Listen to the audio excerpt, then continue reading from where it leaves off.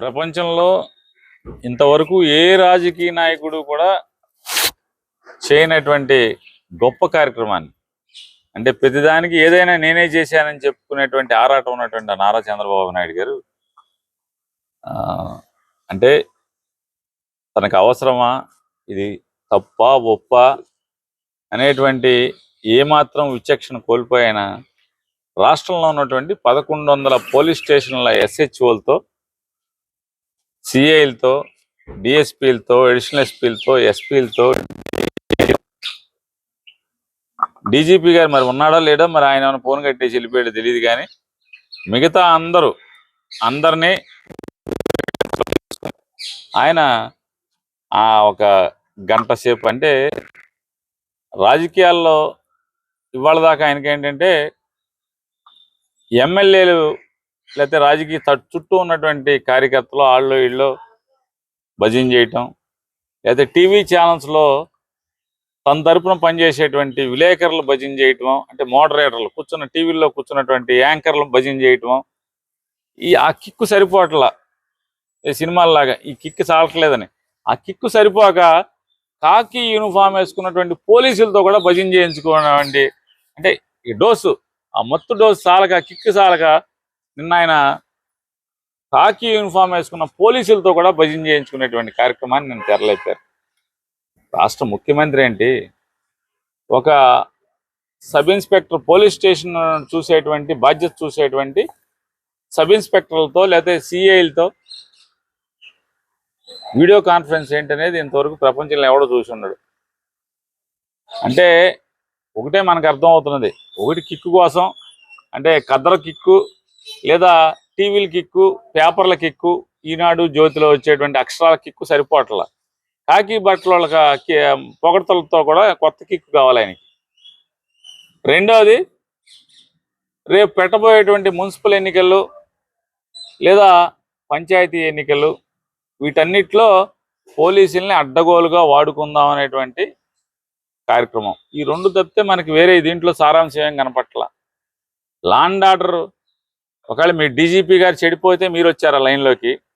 DGP గారు అసమర్థుడు అవటం వల్ల మీరు వచ్చారా? అయితే ఎస్పీలు, మీరు పెట్టుకున్నటువంటి డిఐజీలు, ఐజీలు, ఎస్పీలు అసమర్థులయ్యని చెప్పి మీరు వచ్చారా లైన్లోకి? ఏ కారణంతో మీరు స్టేషన్ హౌస్ ఆఫీసర్లతో 1100 పైచిలుకున్నటువంటి స్టేషన్ హౌస్ ఆఫీసర్లతో ఈయన సరాసరి నేరుగా మాట్లాడతాడు, వాళ్ళకి గీతోపదేశం చేస్తాడు, వాళ్ళకి కౌన్సిలింగ్ చేస్తాడు. ఈ రాష్ట్రంలో పోలీసు వ్యవస్థను భ్రష్టు పట్టించినటువంటి నారా చంద్రబాబు నాయుడు గారు ఇంకే ఏం భ్రష్టు పట్టిద్దామని ఐపీఎస్లు ఐపీఆర్ భ్రష్టు పట్టించేశారు చాలా మందిని. ఇవాళ అంటే సరాసరి స్టేషన్లో కూడా భ్రష్టు పట్టిద్దామని చెప్పని తప్పితే ఏముంది ప్రయత్నం? వీళ్ళు కూడా మామూలుగా పోలీసులు కూడా కొంతమంది మామూలు వాళ్ళు లేరు. ఏం భజన, వీర భజన, మామూలుగా భజన కాదు. ఒక ఆయన చెప్తాడు, ఏమంటాడు, సార్ అసలు మీ ధైర్య సాహసాలు సార్, అసలు ఎప్పుడు సార్ అలిపిరిలో మీరు లేచి నుంచున్నప్పటి నుంచి బాంబు పేలితే మీరు లేచి నుంచున్నారు సార్, అసలు ఆహా ఓ అని. మీరు పోలీస్ అధికారులయ్యా, కొంచెం జ్ఞానం, విచక్షణ, అరే లోకం చూస్తుంది అనేటువంటి విచక్షణ కూడా కోల్పోయి భజన. ఆ ధైర్య సాహసాలు ఏంటి? ధైర్య సాహసం రామారావుని కసక్కని పొడి చేయడం వెనక నుంచా? పార్టీ పెట్టి కదా, పార్టీ పెట్టి పోటీ చేస్తే అది కదా ధైర్య సాహసం. ఆయన ఎవరు, సిఐ గారో మరి డిఎస్పీ గారో? ఏమండి మిమ్మల్ని అడుగుతున్నా, నిన్న చంద్రబాబుతో మీరు ఆయన ధైర్య సాహసాలు చూసి అబ్బురు పడ్డారు కదా మీరు. ఏంటి ధైర్యం? మామని కుట్ర చేసి వెన్నుపోటు పొడిచి పార్టీని లాక్కుని, ఆయన ఆస్తులు లాక్కుని, పదవులను లాక్కుని చచ్చిపోయాక ఇప్పుడు అప్పుడేమో ఆయన ఎదవని చెప్పాడు, ఇప్పుడేమో దండేసి దండం పెడుతున్నాడు. ఇదే ధైర్యం? చెంచారుగా రామారావు బొమ్మ గిరాటేసి కదా సొంత పార్టీ పెట్టుకోవాల్సింది కదా, అది కదా ధైర్యం అంటే. మీకు తెలియట్లేదు ఆ ధైర్యం అనేది. ట్రాన్స్పోర్ట్ కమిషన్ చొక్కా పుచ్చుకుంటే ఒక ఎమ్మెల్యే ఎంపీ కూర్చోబెట్టి పంచాయతీ చేయడం ధైర్యమా? ఒక ఎంఆర్ఓని జుట్టు పరుచుకుని ఈడిసి కొడితే పిలిచి సీఎం ఆఫీస్కి పిలిచి పంచాయతీ చేయడం ధైర్యమా? అబ్బురు పడిపోయాడు ఈయన ధైర్య సాహసాలు చూసి. ఇంకొక అసలు మామూలుగా ఒక అతి మేధావి ఒక ఐపీఎస్ ఆఫీసర్ గారు, ఆయన సార్ మిమ్మల్ని సాటిస్ఫై చేయలేకపోతున్నా సార్ మేము. మీరు వెంటనే చట్టం మార్చండి సార్. మార్చి సోషల్ మీడియా కేసుల్లో 5 ఏళ్ల శిక్ష ఉండటం అనేది అసలు మా చేతులు కట్టేస్తున్నాయి సార్. వైసీపీ వాళ్ళని మేము కంట్రోల్ చేయలేకపోతున్నాం సార్. వాళ్ళు అసలు మమ్మల్ని లెక్క చేయట్లేదు సార్. మేము భయపెట్టినా కూడా భయపెట్టలేదు సార్. వెంటనే ఉరిశిక్ష పెట్టేయండి సార్. మిమ్మల్ని సాటిస్ఫై చేయగలనని ఐపీఎస్ మళ్ళీ మామూలు చిన్న చిన్న ఇదేం మామూలుగా డిఎస్సి లాగా పేకాట ఆటి ఈ ఆటలతో వచ్చి దొంగతనంగా వచ్చిన వాళ్ళు కాదు వీళ్ళు. అరే కష్టపడి చదివి ఐపీఎస్ పాస్ అయ్యి ఇదేమి ఆలోచనలు? ఇక ప్రజాస్వామ్యం, రాజ్యాంగం, మానవ హక్కులు ఏం లేవు. సోషల్ మీడియా పోస్ట్కి ఉరేసేయాలా? ఉరిశిక్ష పెడితే బాగా సాటిస్ఫై చేస్తారా మీరు? ఇట్లాంటి ఆఫీసర్లను పెట్టుకుని లా అండ్ ఆర్డర్ని కంట్రోల్ చేస్తారా? రాజమండ్రిలో 2 తాగుబోతులైనటువంటి తెలుగుదేశం పార్టీ కార్యకర్తలు ముక్కుపచ్చలారనేటువంటి ఎంతో ఉజ్వల భవిష్యత్తు ఉండి ఎంతో మంది ప్రాణాలను నిలబెట్టాల్సినటువంటి ఒక డాక్టర్ కారుతో గుద్దితే వెనక్కి తిరిగి చూసిందని చెప్పని తొక్కిచ్చి చంపితే ఏం కేసు కట్టారు? 4 రోజులు మీడియాలో రాదా? అసలు మీడియాలో రాదా? 4 రోజులు కేసు పిచ్చి కేసు కడతారా? యాక్సిడెంట్ కేసు అని. మీది పోలీసు వ్యవస్థ. సీఏని ఏం చేశారు? రాజమండ్రిలో ఆ ఎమ్మెల్యేకి వీర విధేయుడై ఎమ్మెల్యే మాట జవదాచకుండా ఆఖరికి ఐజీ మాట కూడా లెక్క చేయకుండా, ఐజీని కూడా లెక్క చేయకుండా, భయం భక్తి కూడా లేకుండా, పోలీసు వ్యవస్థలో హైరార్కీ ఉన్నటువంటి భయం భక్తి లేకుండా ముక్కుపచ్చలారినటువంటి ఉజ్వల భవిష్యత్తు ఉన్న డాక్టర్ని, ఒక ఆడపిల్లని తొక్కిచ్చి చంపితే 2 తాగుబోతులు గంజాయి తాగి, గంజాయి లేదని చెప్తావు, ఎక్కడ పడితే అక్కడ గంజాయి చిత్తూరు జిల్లాలో గంజాయి బాగా తాగి పోలీసుల్ని కాలర్ పట్టుకుని తంతే, కత్తి తీసి ప్యాష్కోప్ తీసి పొడవబోతే దిక్కులేదు. ఈ రాష్ట్రంలో దిక్కులేదు. వైసీపీ వాళ్ళు పోస్ట్ పెడితే మాత్రం రోడ్డు మీద నడిపిస్తారంట. చింతాడు రవిని రోడ్డు మీద నడిపిస్తారంట. అమ్మాయిని కొట్టి పోలీసుని కొట్టి అంటాడు. అరే అమ్మాయిని కాపాడతాక అతను ప్రయత్నం చేశాడు. తొక్కిసలాట్లోకి మధ్యలోకి వస్తే ఆవిడ అతని మీద ఏమో తప్పుడు కేసులు పెట్టి నడిపిస్తారు. మరి ఏ ఎదవనన్నా నడిపించారా మీ పోలీసు వ్యవస్థ? ఇటువంటి తప్పుడు ఎదవలను ఎవరినన్నా చీకట్లో అరెస్ట్ చేసేసి బెయిల్ వచ్చేట్టు చేస్తారు వాళ్ళు. రాజమండ్రిలో మర్డర్ కేసులో మరి నిన్న పోలీసుల్ని గంజాయి బ్యాచ్ కొట్టారు కదా, హత్య చేయబోయారు కదా, ఎక్కడ నడిపించారు వాళ్ళని? ఈ రాష్ట్రంలో లా అండ్ ఆర్డర్ ఉందా అని అడుగుతున్నాను నారా చంద్రబాబు నాయుడు గారిని. లా అండ్ ఆర్డర్ని సర్వనాశనం చేసి ఇంకా మహిళలకు రక్షణ అంటే ఏం రక్షణ? దిశా చట్టాన్ని విడ్డ్రా చేసి మహిళలకు రక్షణ అని చెప్తున్నాడు ఈయన. శ్రీరంగ నీతులు ఎవరు చెప్తారండి? తప్పుడు పనులు చేస్తా ఇట్లా మీరు? ఏ పలానా దానికి కనీసం ఒక మంత్రి వెళ్ళారా? హోంమంత్రి వెళ్ళారా? ఒక ఆడపిల్లని నలిపి చంపేస్తే, తొక్కిచ్చి చంపితే హోమ్ మినిస్టర్ స్పందించారా? ఒక ఆడకూతురు కదా హోమ్ మినిస్టర్, రాజమండ్రి వెళ్ళారా? పవన్ కళ్యాణ్ గారు అమ్మాయి చచ్చిపోయాక ఆయన ట్వీట్ చేస్తాడు, ఏంటి కఠినంగా శిక్షిస్తా అంటే. ఏం కఠినంగా శిక్షిస్తారు? ఏం చేస్తారు? ఆ జైల్లో ఉంటే ఏం కేసు కట్టాడు మీ సిఐ? ఆ సిఐ మీద ఏమైనా యాక్షన్ తీసుకున్నారా? ఆయనకి ఉప ముఖ్యమంత్రి గారికి పేకాట ఆడితే కోపం, భీమవరంలో పంచాయతీ చేస్తే కోపం. అంటే ఈయనకి నచ్చని, ఈయన తెలిసిన ఊళ్ళో ఈయనకి తెలిసిన వాళ్ళకి ఎక్కడ అన్యాయం జరిగితే మాత్రం స్పందిస్తారు. మరి ఆడపిల్లల గురించి 100 మీటింగులు చెప్పారు. ఎక్కడ మీరు వెళ్ళరా? ఇప్పుడు వెళ్ళాలి కదా, టాప్ ఎక్కువ టాప్ దిగో ఏదో రకంగా వెళ్ళాలి కదా. ఓట్లప్పుడు మాత్రం సుగాలి ప్రీతి కనపడుతుంది, అందరు కనపడతారు. మీరు పార్టీ సుగాలి ప్రీతి కోసం పెడతారు. ఇవాళ తల్లి ఏడుపు అరణ్య రోదన. ఇంకేమైనా జగన్మోహన్ రెడ్డి ప్రభుత్వం అంటే 2017లో జరిగి వాళ్ళ సాక్ష్య సేకరణ అంతా కూడా 2018, 17, 18లో మీ ప్రభుత్వంలో జరగటం ఏంటి? ఇవాళ అయ్యా కాకి బట్టలకి పొరుగు నిలబెట్టండి అయ్యా. కొంతమంది ఈ రకమైన ఈ భజన ఏంటి అసలు? రాజకీయ నాయకుడికి అసలు మామూలుగా తెలుగుదేశం ఎమ్మెల్యేలు అంటున్నారంట నేను రాత్రి ఏమో. ఇక మనం ఈ పోలీసులతో మనం పోటీ పడలేరు. రేపు నుంచి మన చంపుతాడు. ఆ స్థాయిలో ఆ మీటర్ గేజ్ చూసుకుంటాడు.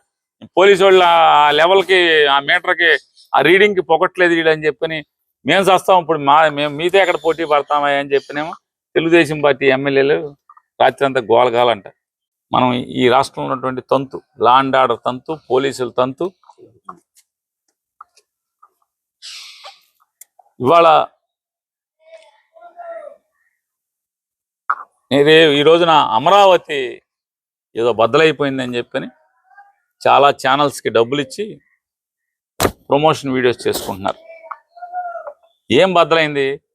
2015లో టెండర్లు పిలిచి 2018కి స్లాబులు అయిపోయినటువంటి గోడలు కట్టేసేసి కిటికీలు పెట్టేసినటువంటి బిల్డింగుల్ని, అంటే అదొక 4 ఏళ్ళు, ఇదొక 2 ఏళ్ళు, 6 సంవత్సరాలు ఒక అపార్ట్మెంటు, 9 అంతస్తుల అపార్ట్మెంట్ కట్టి 6 సంవత్సరాలు ఎమ్మెల్యే క్వార్టర్స్, భూమి బద్దలైపోయింది 3500. ఒక ఎమ్మెల్యే ఎవడన్నా ఉంటాడా? చూద్దాం రేపు సెషన్కి ఎవడుంటాడో. ఇవాళ హ్యాండ్ ఓవర్ చేస్తానంటున్నారు కదా, రేపు సెషన్ నుంచి ఆ ఎమ్మెల్యే క్వార్టర్లో ఎవడుంటాడు? చివరికి ఖచ్చితంగా దాంట్లో జరిగేది ఏంటంటే, అయితే గన్మెన్ని డ్రైవర్ని పడుకోబెడతారు, వీళ్ళేమో హోటల్లో ఉండి ఎమ్మెల్యేలు, లేదా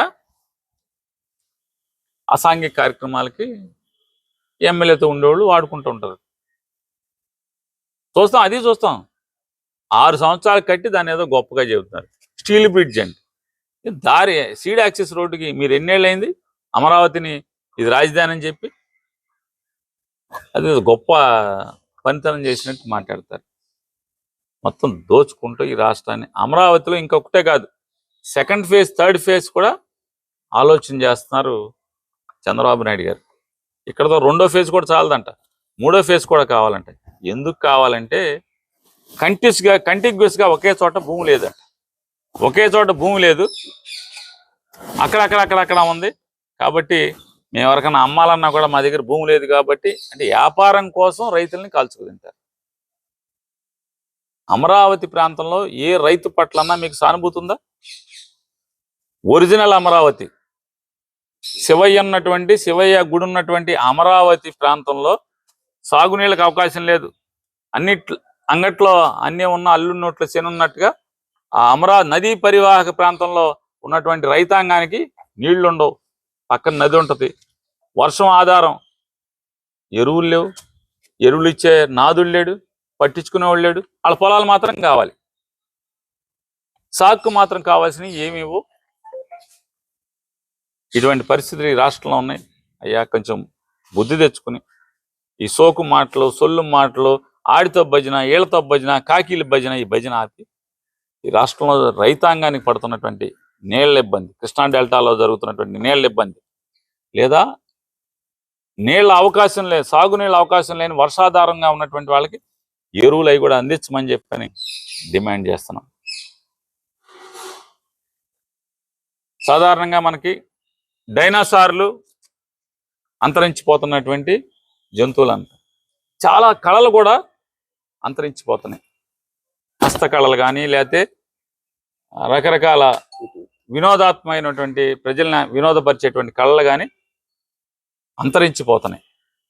ప్రజలకు మనకు కనపడిన పరిస్థితిలో, ఆ స్థితిలో ఇవాళ ఎక్కడో డైనోసార్ అవశేషాలు కనుగొన్నట్టుగా ఈ మధ్య మనకు బెజవాడలో ఈ పిట్టల ధరలు ఎక్కడ మనకు కనపడకుండా పోయినటువంటి పరిస్థితి. ఆ కళ ఎక్కడ లేదు, అంతరించిపోయింది. మొన్నే పిట్టల ధర, ఆ చాతుర్యాన్ని, పిట్టల ధర కళని బెజవాడలో కనుగొన్నారు. ఆ పిట్టల ధర మనకి ఏతావాత అతను ఏంటి అంటే అదములలో శ్రేష్ఠుడు, అదములలో శ్రేష్ఠుడు. ఆయన సభ్యత సంస్కారహీనం. ఆయన మాటలకి, ఆయన పిచ్చి ప్రేలాపలకి నేను ఆయన వారిని ఒకటే అడుగుతున్నా. పేర్ని నాని అనేవాడు గోడౌన్లు కట్టి అద్దెకిచ్చి అద్దె ద్వారా జీవిద్దామని మాత్రమే గోడౌన్లు కట్టుకున్నాను, 2 గోడౌన్లు. ఇప్పటికి 1,00,000 సార్లు చెప్పాను. ఈ అధమ శ్రేష్ఠుడికి కూడా చెప్తున్నాను, ఈ అధమ శ్రేష్ఠుడికి కూడా చెప్తున్నాను. ఏమనంటే అద్దె కోసం కట్టుకున్నాను, నా దగ్గర పనిచేసేటువంటి మనుషులు దాంట్లో స్టాక్ తగ్గింది అని చెప్పని వచ్చి చెప్తున్నారు. మీరు ఇన్స్పెక్షన్ చేసి సాంకేతికంగా నాకు బాధ్యత లేనప్పటికీ నైతికంగా 15 ఏళ్ళు ఎమ్మెల్యే చేసినోడిని, మంత్రి చేసినోడిని, నైతికంగా ఆ తప్పునంటే నా కింద పనిచేసిన మనుషుల యొక్క తప్పుని నేను భరించి పెనాల్టీతో సహా చెల్లిస్తాను అని చెప్పాను. నేను చెప్పాను డిపార్ట్మెంట్, చెప్పిన 10 రోజులకి మా మీద కేసు కట్టారు, నా భార్య మీద, నా మీద. కనీసం ఇంట్లో ఆడవాళ్ళని కూడా మర్యాదగా పలకలేనటువంటి సంస్కారహీనమైనటువంటి అధమశ్రేష్ఠుడు. సాటి వారి ఇంట్లో ఆడవాళ్ళని కూడా, ఆడపడుచులను కూడా సంస్కారవంతంగా ఉచ్చరించలేనటువంటి అధమశ్రేష్ఠుడికి చెప్తున్నా. ఎవడో మావయ్య గాడికి నేను మావిడిని తీసుకెళ్ళి కాళ్ళ మీద పడి మావయ్య మావయ్య అని 50 కోట్లు కట్టానని చెప్తున్నాగా. అతనికి నీకు చెప్తున్నా, ఆ మావయ్య గాడికి చెప్తున్నా. ఆ మావయ్య చంద్రబాబు అయితే, లోకేష్ అయితే, ఇంకెవడన్నా మా ఊరు మంత్రి, నీ ఇష్టం. నువ్వు చెప్పేటువంటి ఆ మావయ్య గాడికి కూడా చెప్తున్నా. ఎవడైతే నీకు చెప్పాడంటున్నావు కదా, ఆ మావయ్య గాడికి కూడా చెప్తున్నా. మీరు మనిషి జన్మెత్తితే, మీకు దేవుడు సిగ్గు అనేది పెడితే ఛాలెంజ్ చేస్తా. నేను నా శ్రీమతి కలిసి మీ ఇళ్ళకి వచ్చి, ఎవడా మామయ్య గారి ఇంటికి వచ్చి ఒక్క ఫోటో, మేము వచ్చినప్పుడు మీ ఇంట్లో సీసీటీవీలు ఉంటాయిగా అందరి ఇళ్లలో, ఆ మామయ్య ఒకవేళ చంద్రబాబు అయితే, చంద్రబాబు ఇంటూ ఉండవా? చీమ చిట్టుకుమన్నా అన్ని రికార్డ్ అవుతాయి కదా. సీసీటీవీ ఫోటో బయట పెట్టండి. ఎందుకు నా మీద జాలి దయ్యా? ఈ తప్పుడు మాటలు ఎందుకు? ఛాలెంజ్ చేస్తున్నా. ఆ మామయ్య గాడి ఎవడ మామయ్య ఆ మామయ్య గాడికి కూడా చెప్తున్నా. నీకు ఎవడ చెప్పాడు? ఆ మామయ్య గాడికి, ఈ అధమశ్రేష్ఠుడికి కూడా చెప్తున్నా. మీకు చేతనైతే, చావుంటే, దమ్ముంటే, నిజంగా మీరు నీతి జాతి గలవాళ్ళైతే మా ఇద్దరు వీడియోలు, నేను నా భార్య వచ్చి ఎవడింటికి వచ్చామో ఆడింటికి ఆ వీడియోలు బయట పెట్టండి, ఫోటో అన్న బయట పెట్టండి. సిగ్గు శరం లేకుండా నోటుకు వచ్చింది మాట్లాడటం, సంస్కారం లేకుండా. జగన్ గారు కనబడితే టపామని కాళ్ళ మీద పడతారు. సార్ మాకు ఎదో సార్, మాకు నాయకుడు కాదు సార్, మేము అక్కడ బతుకుతున్నా